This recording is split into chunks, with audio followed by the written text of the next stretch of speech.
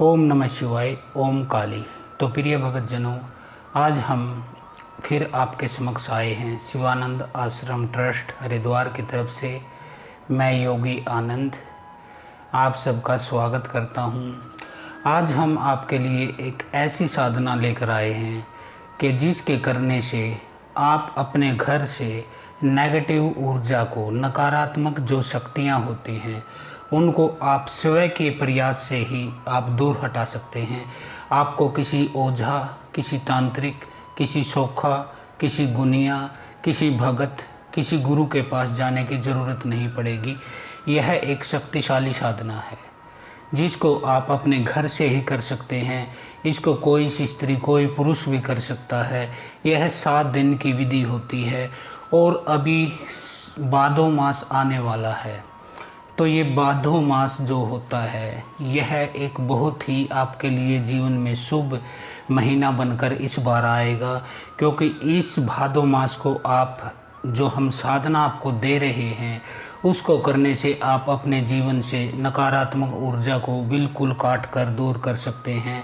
इसके अलावा कोई भूत है, प्रेत है, कोई जिन है, कोई चुड़ैल है, कोई डायन है, कोई बेताल है, कोई थान है, कोई ब्रह्म है, कोई मसान है, कोई मसानी है, कोई पीर है, तो कोई भी आपकी नकारात्मक ऊर्जा आपके घर में वास करती है, जिसने कि आपका जीवन दूभर कर रखा है। आपके व्यापार में लाभ नहीं होता, आपकी आमदनी नहीं होती, परिवार में कोई ना कोई एक सदस्य बीमार रहने लगता है, घर में क्लेश रहता है, कई प्रकार से जो है इसकी बुराइयां होती हैं, जो मैं आपको वीडियो में बताऊंगा। तो इसको कैसे दूर कर सकते हैं और ऐसी कौन सी शक्ति है जो कि बहुत ही शक्तिशाली शक्ति है कि जिसकी आह्वान करने से आपके जीवन से इन संकटों का विनाश हो जाता है और आप अपने जीवन में उन्नति करते हैं, समृद्धि को प्राप्त होते हैं, सुख और शांति और स्वास्थ्य आपके घर पर अपना वास कर लेता है। आपका जीवन शुभ रास्ते पर, परमात्मा के रास्ते पर चलने लगता है। आपके विचार जो हैं, बुरे विचार, वो दूर हट जाते हैं और आप एक शुद्ध आत्मा के तौर पर इस संसार रूपी इस जो नाव है, इसमें आप बैठकर भव सागर को पार करके अंत में परमात्मा की प्राप्ति करते हैं, मोक्ष की प्राप्ति करते हैं। तो यह साधना मैं आपको अब बताऊंगा। यदि आपके घर में कोई नेगेटिव एनर्जी है, कोई भूत प्रेत, जिन, चुड़ैल, बेताल, मशान कुछ भी है, तो उसके कुछ लक्षण होते हैं। जैसे कि आपके घर में क्लेश का रहना, पारिवारिक सदस्य एक दूसरे से जब भी बोलते हैं तो वो लड़ने लगते हैं, अच्छा बुरा कहने लगते हैं, बहस करने लगते हैं और फिर उठकर चले जाते हैं। उनके आपसी जो बातचीत होती है, जो बोलचाल होती है, वह तक बंद हो जाती है, एक दूसरे से नफरत करने लगते हैं। इसके बाद आता है नंबर, परिवार का कोई एक सदस्य नशा करने लग जाता है। वह शराब का नशा करे, वह गांजा का नशा करे, हीरोइन का नशा करे, अफीम का नशा करे। वह नशे में इतना डूब जाता है कि आपके घर से पैसा भी बर्बाद होता है और सुख शांति भी जो है वह डावाडोल हो जाती है आपके घर की। तो यह प्रभाव भी नकारात्मक जो ऊर्जा होती हैं, नेगेटिव जो एनर्जी हैं, उनके कारण ये परिवार में होती है। फिर आपके घर में कोई शुभ कार्य नहीं हो पाता है, कोई भी मंगलिक कार्य नहीं हो पाता है, शादी में अड़चन लग जाती है, यदि शादी हो जाए तो संतान में अड़चन लग जाती है। तो इस प्रकार से घर में कोई भी शुभ कार्य नहीं हो पाता इस कारण से। इसके अलावा क्या होता है, आपके घर में, परिवार में कोई एक व्यक्ति बीमार रहने लग जाता है और वह बीमार इस तरह से होता है कि वह सूखने लग जाता है। जैसे एक पेड़ सूखता है, पहले उसके पत्ते सूखते हैं, फिर उसकी टहनियाँ सूखती हैं, फिर उसका तना सूखता है और फिर उसकी जड़ सूख कर वह पेड़ मृत हो जाता है। इस प्रकार से घर में परिवार का एक सदस्य बीमार रहने लग जाता है, उसके शरीर में खून की कमी हो जाती है, उसका वजन घटने लगता है, उसके चेहरे पर एक कालापन आ जाता है जो कि उस बुरी शक्ति की निशानी है, जो कि मसान की, कोई शमशान की, कोई गंदी, कोई मैली शक्ति आपके घर के ऊपर जो है डेरा डालकर बैठ गई है। उसको किस तरह से हटाना है वह साधना मैं आपको बताऊंगा। इसके अलावा यदि आपके परिवार में पशु आप रखते हैं, पशुधन, तो पशुओं की मृत्यु होने लग जाती है, भैंस का थन खराब हो जाता है, कोई लंगड़ी हो जाती है, किसी की हड्डी टूट जाती है, किसी को अफारा हो जाता है। इस तरह से आपके जो परिवार में पशु होते हैं उनके ऊपर भी नेगेटिव एनर्जी का बराबर प्रभाव होता है, जिस प्रकार के मनुष्य के ऊपर यह प्रभाव देखा जाता है। ये तो नकारात्मक ऊर्जा यदि आपकी रुष्ट हैं तब का मैंने बता दिया कि आपको किसी ने किया कराया है। तो ये किया कराया क्या होता है इस बारे में मैं संक्षेप में मैं बता देता हूँ। आपका परिवार का कोई सदस्य, आपकी ब्लड रिलेशन से कोई व्यक्ति होता है जो कि आपके ऊपर कोई क्रिया करवाता है, वह आपसे जलता है या बदला लेना चाहता है।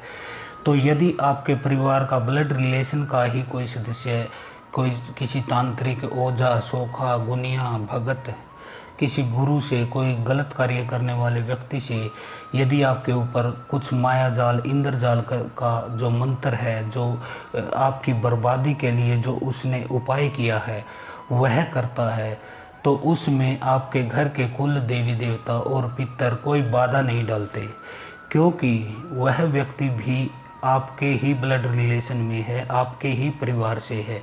भले ही वह आपकी से नफरत करता है या आपसे दुश्मनी करता है, लेकिन आपके कुल देवी देवता उसके किसी भी कार्य में बाधा नहीं डालेंगे, क्योंकि जिस तरह से आप अपने कुल देवी की संतान हो उसी तरह वह व्यक्ति भी आपकी कुल देवी की ही संतान है। आपके पितर भी उसे अपनी संतान मानते हैं। तो वह यदि अपने साथ कोई भूत, प्रेत, जिन, बेताल, कोई नेगेटिव शक्ति लेकर आता है घर में, तो कुल देवी देवता उसे रोकते नहीं हैं। इसको ऐसे समझिए जैसे आपका कोई बच्चा स्कूल या कॉलेज में पढ़ता है और वह अपने साथ अपने किसी दोस्त को ले आए, तो आप उस दोस्त को घर से थोड़ा ना निकालोगे या उसको रोको थोड़ा नहीं कि आप घर में मत आओ, क्योंकि उसे आपका ही लड़का लेके आया है, तो आपने उसे रोका नहीं क्योंकि वह उसका दोस्त है। इसी तरह कुल देवी देवता होते हैं, वह भी हमारे पूर्वजों के समान हमारे घर में बैठे रहते हैं। और जब भी कोई परालौकिक शक्ति, कोई ऊर्जा, नेगेटिव ऊर्जा या पॉजिटिव ऊर्जा जो आप समझें, वह जब आती है तो कुल देवी देवता उसे रोकते हैं। लेकिन यदि आपके परिवार से ही कोई तंत्र मंत्र करवा के आया है तो वो उसे नहीं रोकते हैं। दूसरा कारण होता है आपके कुल देवी देवता का रुष्ट होना। यदि वह रुष्ट होते हैं तब भी वह किसी तांत्रिक के द्वारा भोग प्रसाद देने से ही मान जाते हैं और अपने घर में आपके प्रेत को अंदर ले लेते हैं, वह उसे रोकते नहीं हैं। तो यह कुछ कारण होते हैं जिनके द्वारा आपके घर में कोई किया कराया, कोई जादू टोना, कोई तंत्र विद्या, कोई मसान शमशान की जो ऊर्जा है, शक्ति है, उसको घुसाया जाता है। यह वो तरीका होता है। तो कुल देवी देवता रुष्ट क्यों हो जाते हैं, थोड़ा संक्षेप में यह भी मैं आपको बता देना चाहता हूँ। ये 3-4 कारणों से आपसे रुष्ट हो जाते हैं। फर्स्ट कारण तो होता है, सबसे बड़ा जो कारण होता है वह गर्भपात कराने से, या आप किसी अपनी पत्नी का गर्भपात कराए हो, अपनी बहन का कराए हो, या अपने किसी रिश्तेदार का कराए हो, या फिर आप कहीं बाहर अवैध संबंध बनाकर किसी और लड़की का गर्भपात कराए हो। कोई किसी भी तरीके से आपने गर्भपात यदि कराया है, आपके घर परिवार के किसी सदस्य ने, मुख्य सदस्य या फिर कोई अन्य सदस्य, सब पर ये नियम लागू होता है। यदि गर्भपात आपने कराया है तो तुरंत आपकी जो कुल देवी होती है वह रुष्ट हो जाती है, वह आपकी तरफ पीठ करके खड़ी हो जाती है। इसके बाद सेकंड नंबर पर आता है भाग कर शादी करना, किसी दूसरी जाति में शादी कर लेना। अपने माँ बाप की इज्जत को, उनकी जो पगड़ी है, जो उनकी प्रतिष्ठा है, उसको लात मारकर यदि आप भागकर कहीं शादी कर लेते हैं तो उससे भी कुल देवी देवता की प्रतिष्ठा को धक्का लगता है, आपके पूर्वजों की जो सम्मान है उसको धक्का लगता है। तो इस तरह भी कुल देवी देवता इस प्रकार रुष्ट हो जाते हैं, वह आपकी बात सुनना तो दूर, आपकी तरफ देखना भी पसंद नहीं करते, क्योंकि वो तब समझने लगते हैं कि आपने नाक कटा दी है, आप इस कुल के सदस्य हो ही नहीं, तो वो बिल्कुल आपसे कट हो जाते हैं। ये सबसे बड़ा मैटर होता है जो कुल देवी देवता की नाराज़गी का होता है। इसके बाद कुल देवी देवता आपकी तरफ देखना भी पसंद नहीं करते। तीसरा कारण होता है आपके पूर्वजों द्वारा धर्म को, प्रतिष्ठा को धक्का पहुंचाना। आपके पूर्वज की जो प्रतिष्ठा है, जो धर्म का मार्ग है, उसे छोड़कर अधर्म का मार्ग पर चलने से आपके कुल देवी देवता रुष्ट हो सकते हैं। तो ये कुछ कारण होते हैं। कुछ बाहरी शक्तियाँ होती हैं, कुछ गंदी शक्तियाँ होती हैं जो आपके घर पर कई बार खून के छींटे फेंक देती है, कोई मांस फेंक देती है, कोई भी गंदी चीज़ फेंक देती है, दूषित चीज़ फेंक देती है, जिसकी वजह से भी कुल देवी देवता गंदगी के कारण, नकारात्मक जो बदबू होती है उसके कारण वो आपके घर से दूर हो जाते हैं। क्योंकि कई कुल देवी देवता होते हैं जो बहुत सात्विक होते हैं, वो बहुत ही सात्विक होते हैं। वहाँ प्याज लहसुन तक का प्रयोग नहीं किया जाता। यदि वहाँ पे मांस का या खून का छींटे अगर आपको कोई मार दे, या कोई दूषित चीज़ है, विष्ठा है, ऐसा कुछ आप पे फेंक दे, तो वो दूषित माहौल में वो शक्तियाँ नहीं रह पाती हैं और वो आपसे किनारा कर लेती हैं। इस प्रकार ये कुछ कारण होते हैं कि आपके कुल देवी देवता, जो आपके घर की बाड़ होती है, सुरक्षा चक्र होता है, जो तारबंदी होती है, वह कुल देवी देवता होती है, वह रुष्ट होकर या किसी अन्य कारण से ये दूर हो जाती है। तब आपके घर में प्रेत का आगमन हो सकता है। कोई तंत्र मंत्र यंत्र इंद्रजाल कुछ फूंक सकता है, कोई काला जादू, ब्लैक जो मैजिक है वह कर सकता है। इसके अलावा कोई परिंदा भी पर नहीं मार सकता यदि आपके कुल देवी देवता आपके दाहिने हैं, आपके पक्ष में खड़े हैं, आपके ऊपर उनकी कृपा का हाथ है। तो ये कुछ कारण हैं। अब इनको दूर कैसे करना है उसके बारे में बात कर लीजिए। तो इसके लिए आपको करना क्या होगा? इसके लिए आपको करना होगा, आपको किसी वीर की साधना करनी होती है। जो साधना मैं लेकर आया हूँ वह जाहर वीर गोगा जी की साधना में लेकर आया हूँ। यह एक बहुत शक्तिशाली वीर हैं जो कि पंजाब, हरियाणा, हिमाचल, उत्तराखंड, उत्तर प्रदेश, दिल्ली, मध्य प्रदेश और गुजरात, राजस्थान देश के इस हिस्से के ये लोक देवता के रूप में माने जाते हैं और बहुत ही शक्तिशाली ये देवता हैं। और ये गुरु गोरखनाथ के शिष्य हैं, उनके ही आशीर्वाद से, प्रसाद से इनका जन्म हुआ था। गुरु गोरखनाथ जी ने जब कृपा की थी इनकी माता पर, तब ये इनका जन्म हुआ था गोगा जी का।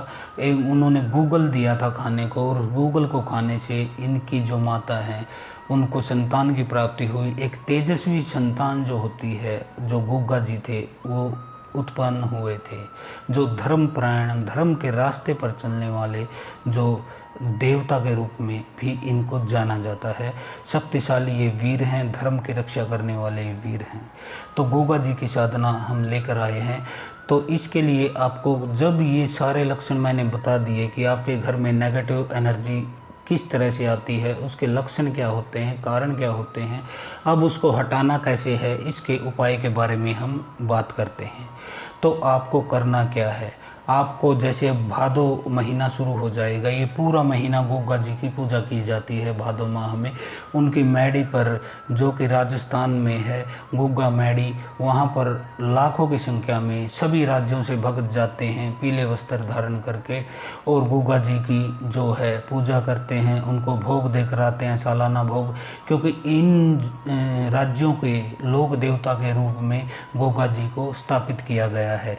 वह वीरों के वीर गोगा जी हैं और गुरु गोरखनाथ के वो शिष्य हैं जो कि गोरखनाथ ने शिव तत्व को प्राप्त किया था। शिव तत्व जो उन्होंने अपनी साधना से, बल से वो शिव हो गए थे साक्षात।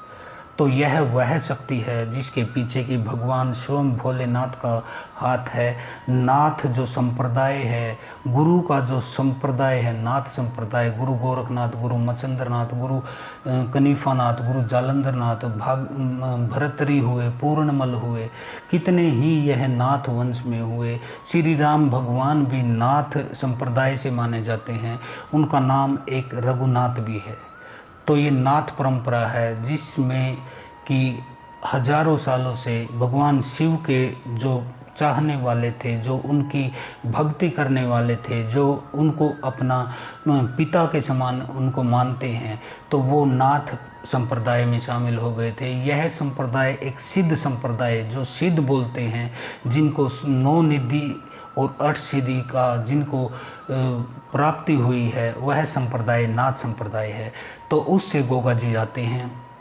इसके अलावा वह वैष्णव जो शक्ति है, जो श्री कुल है, भगवान विष्णु का कुल है, उससे भी संबंधित है। जो उनका शेषनाग है, जो उनके ऊपर फन फलाए, भगवान विष्णु योग निद्रा में लेटे रहते हैं, जिसके ऊपर जो शेषनाग है, गोगा जी उस शेषनाग के अवतार माने जाते हैं, उनका अंश माने जाते हैं। उनकी प्रत्येक मूर्ति में आपको सांप उनके गले में मिलेगा। उनको नागों का देवता भी माना जाता है।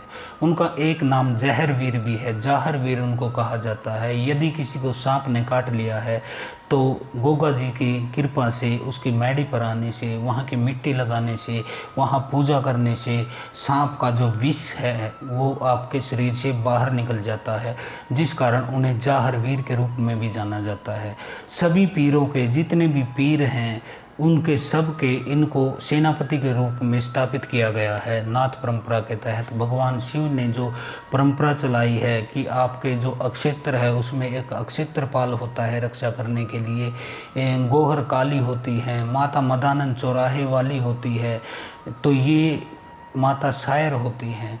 ये एक व्यवस्था भगवान भोलेनाथ ने बनाई थी ताकि हर एक पिंड जो एक गांव होता है, जो एक अक्षेत्र होता है, उसका एक अक्षेत्रपाल नियुक्त किया था, ताकि जो अलौकिक शक्तियां हैं, बाहर की शक्तियां हैं, अच्छी हैं, बुरी हैं, तो उनको अक्षेत्र में आने से पहले अक्षेत्रपाल से मिलना पड़ता है। उनकी इजाज़त से ही कोई अंदर घुस सकती है। उसके बाद माता मदानन हैं चौराहे वाली, जो प्रत्येक चौराहे पर पहरा देती हैं कि कोई बाहरी शक्ति अपने अक्षेत्र में अशांति न फैला दे। फिर आपके कुल देवी देवता आते हैं जो पर्सनल रूप से आपके घर की, परिवार की जो है सुरक्षा करते हैं। उनकी इजाज़त के बगैर भी कोई घर में नहीं घुस पाता। तो यह जो पद्धति है, जो ये परंपरा है, यह भगवान शिव ने स्थापित की थी। प्रत्येक गांव में नगर खेड़ा होता है, किसी गांव में नगर अक्षेत्रपाल बोला जाता है, कहीं दादा भैया बोला जाता है, तो ये नगर खेड़ा ही होता है जो नगर का रक्षक होता है। प्रत्येक गांव में वो स्थापित किया गया है। भगवान शिव के जो नियमावली है उससे यह सब कुछ हुआ है। गणों के रूप में उन्होंने गांव बसाए थे, जिनको बाद में खाप भी बोला जाता था। पंजाब में इन्हें जत्थे कहा जाता है। तो ये व्यवस्था थी। तो इसमें आपको करना क्या है, आपको भादो जो मास आता है उसकी जो पूर्णमासी के बाद पहला दिन ही है, पर फर्स्ट जो तिथि है उस दिन, पहली तिथि को ही आपने शुरुआत कर देनी है। आपने अपने घर में घोड़े पर बैठे गोगा जी की मूर्ति स्थापित करनी है। सबसे पहले गंगा जल से उसको शुद्ध करना है, उसको वहाँ धूप बत्ती का आपने लगा देनी है। एक से ही शुरुआत कर देनी है आपको। जो एकम तिथि होती है पूर्णिमा से अगला दिन, उसी से शुरुआत कर दीजिए, क्योंकि नवमी को गुगा नवमी होती है। 9 दिन की आपकी साधना है। ये गुगा नवमी को मेला भरता है, गुगा जी का जन्म हुआ था इस दिन, तो उसके रूप में इसको 9वें दिन इसको फिनिश हो जाता है। ये जो होता है, वैसे पूरे महीने भादो गुगा जी की पूजा होती है, लेकिन यह विधि केवल 9 दिन की मैं आपको बता रहा हूँ। आपको फिर पूजा अपने धूप बत्ती कर लेनी है। उसके बाद आपको शाम से शुरुआत करनी है इस पूरे मामले की। शाम के समय आपको 5 या तो चूरमे की जो है उसको बोझ के लड्डू बना लेने हैं चूरमे के, या फिर आपको गुलगुले उतार लेने हैं, जो कि आटे में मीठा गुड़ या शक्कर मिलाकर उनको तला जाता है। गुलगुले बना लेने हैं, खीर बना लेनी है। इनमें से आपको कोई एक चीज़ कर लेनी है। मान लीजिए आपने चूरमे की 5 पेड़ी बना ली, 5 जो पिंडी है वो बना लेते हैं। उन 5 पिंडियों को आप एक प्लेट में रखिए। इसके साथ साथ आप इसको जहाँ वो मंदिर आपने बनाया है, मूर्ति स्थापित की है, वहाँ पे इसको ले जाइए। वहाँ पे ले जाने के बाद आपको इन 5 जो आपने पेड़ी बनाई है, अपने परिवार के हर सदस्य से इससे जो काजल होता है आंखों में लगाने का, उससे इन 5 लड्डुओं पर एक एक बिंदी लगा देनी है, एक एक टिक लगा देना है। इसके बाद एक सिंदूर का आपको पाँचों पर एक एक टिक लगवा देना है अपने परिवार के पूरे सदस्यों से। ये टिक लगा देने के बाद, चिन्ह लगाने के बाद, बिंदी लगाने के बाद, टीका लगाने के बाद आप कुछ भी समझ सकते हो, जैसी आपकी भाषा हो। मैं आपको खुलकर ही बता देता हूँ, क्योंकि मुझे आपको बिल्कुल साफ शब्दों में बताना है, ताकि आप अपने जीवन में सुख, लाभ और दुखों से मुक्ति पा सको। तो करना क्या है, उसको अब आपको उठा लेना है उस प्लेट को, और परिवार के सभी सदस्यों के ऊपर से 7 बार उल्टा वार लेना है, उल्टा, एंटी क्लॉकवाइज। उसको आपको जो पिंडी है वो उनको 5 बार उल्टा, प्रत्येक सदस्य के ऊपर, कोई बच्चा हो, बूढ़ा हो, पशु हो, जानवर हो, कोई कुत्ता हो, गाय हो, जो भी आपके घर में जीवित चीज़ें हैं उनके ऊपर को 7 बार उल्टा वार लेना है। फिर अपने घर के सभी कमरों में बिल्कुल A to Z, सिर्फ लैटरिन और बाथरूम को छोड़ देना, चारों कोनों में उसको लगाना है, टच कराना है प्लेट को, और पूरे कमरे में से घुमा देना है। फिर आपको बाहर आ जाना है। आपकी जो दहली है, जो मेन गेट है, दहली जो आपकी है, वहाँ आपको ऐसे उस प्लेट को ऐसे घुमाना है 3 बार, 1 2 3, ऐसे डेढ़ में रोक देना उसको। इसके बाद इनको आपको कहीं गुग्गा मैडी हो तो आप वहाँ रख सकते हैं, गुरु गोरखनाथ का मंदिर हो आप वहाँ चढ़ा सकते हैं, और यदि इनमें से कोई भी चीज़ अवेलेबल नहीं है तो आप भगवान शिव के किसी शिवलिंग पर इनको चढ़ाकर आ सकते हैं। यह कार्य आपको शाम को करना है, 6 बजे 7 बजे, जिस समय सूर्य छिप जाए, अस्त हो जाए, अंधेरा हो जाए, उसके बाद आपको ये करना है। बिल्कुल सूर्य छिपते ही आपको इसको वहाँ चढ़ा देना है। यदि आपको शिव मंदिर ना मिले, आसपास गोरख मंदिर ना मिले, गोगा की मैडी ना मिले, तो आपको किसी एकांत स्थान में इसको रख देना है, किसी खाली मैदान में या किसी खाली जगह रख देना है आपको। हाँ, ऐसी जगह मत रखिए इसको कि जहाँ आदमी आते जाते हो, उनकी ठोकर लगे या फिर उनको कोई भ्रम, कोई भय पैदा हो, तो इसको ऐसी जगह रखें जहाँ कोई नहीं आए। तो इस तरह से आपने ये 7 दिन तक करना है। 7 दिन तक आपको 5 जो है पिंडी बना लेनी है। ये भोग है, इसको आपने गोगा जी को दे देना है। 7 दिन के बाद 8वां दिन जब आता है तो इस दिन आपको करना क्या है, 8वें दिन आपको सुबह ही उठ जाना है, नहा धो के आपको एक उपला लाना है कहीं से। उपला जो गोबर का होता है, वो उपला कंडा भी बोल देते हैं, उसको लाकर आप उसको जला लीजिए, और जब पूरा धुआं निकल जाए, खाली आग रह जाए, तब आप उसको गूगल की धुनी लीजिए अपने हाथ में, इतनी सारी ले आइएगा गूगल की धुनी, उसको रखिए, और इस मंत्र का आपको 21 बार जाप करना है, जो मैं मंत्र बताऊंगा। और मंत्र जाप करने के बाद आपको गूगल पर फूंक देना है, ऐसे 7 फूंक आपको मारनी है। मंत्र 21 बार जपना है।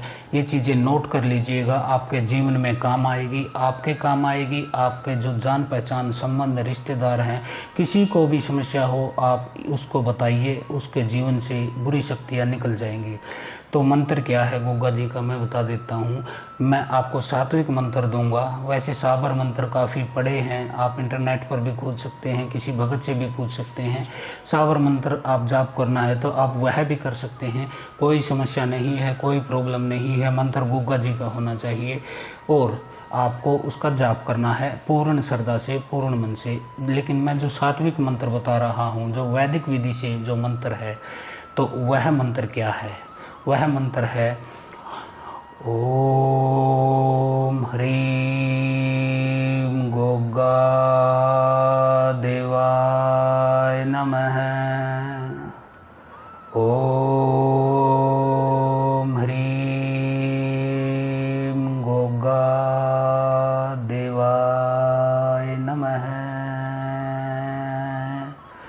ओम ह्रीं गोगा देवाय नमः।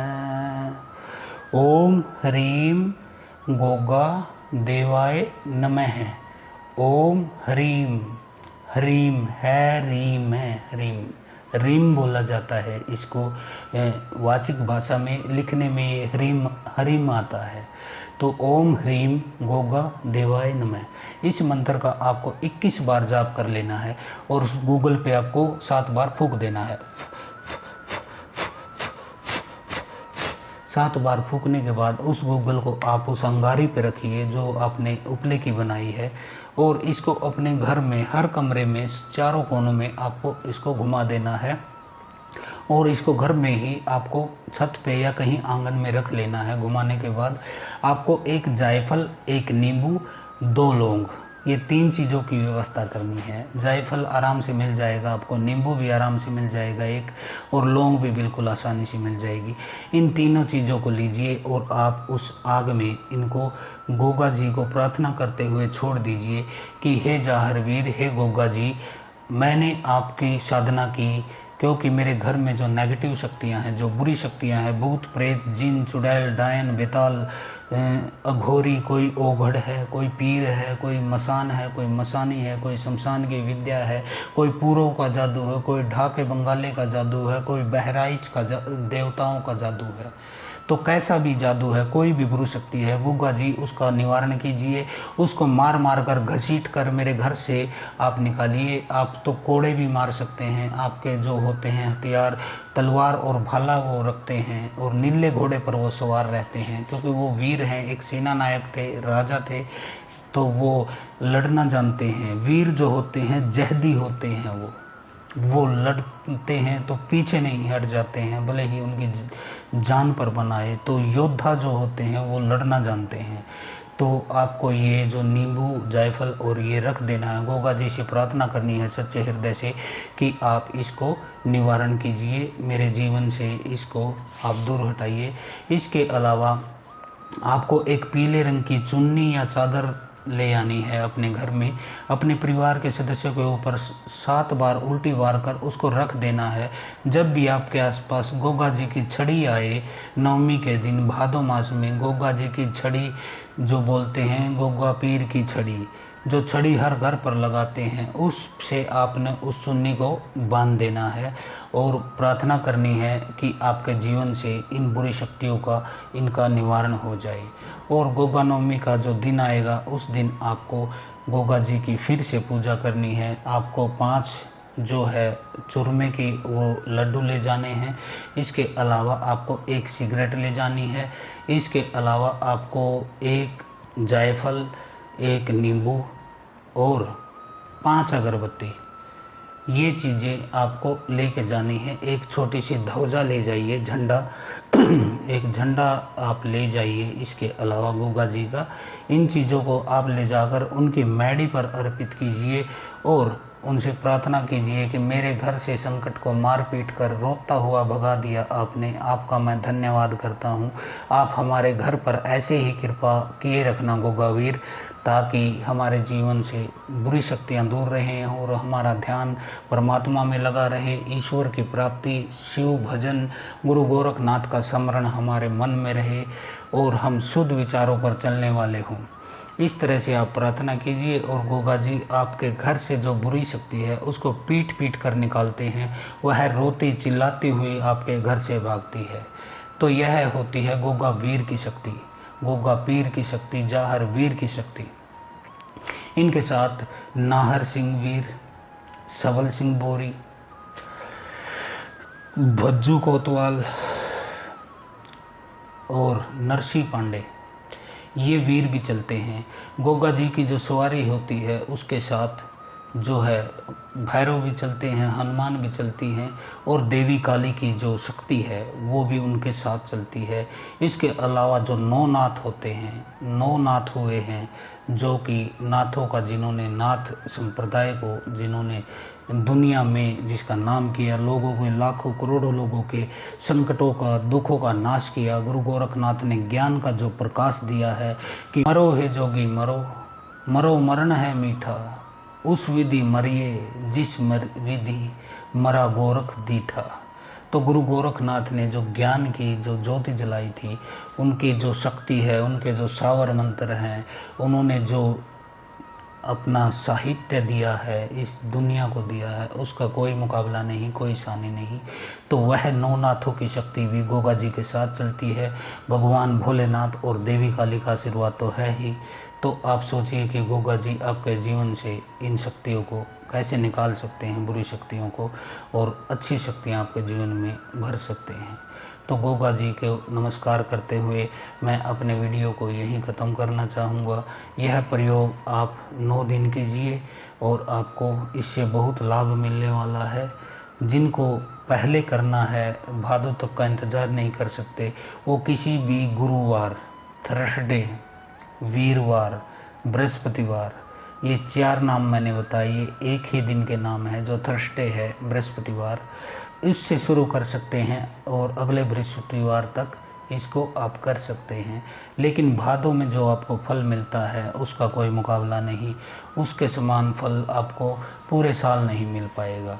तो गोगा जी की जो है शक्ति बहुत बड़ी है, जो आपके जीवन से आपके लाभ को प्रदान करेगी। आप उनकी भक्ति कीजिए, उनकी पूजा कीजिए और अपने जीवन को सफल बनाइए। आज के लिए इतना ही। हर हर महादेव। ओम काली। जय गोगा जी चौहान।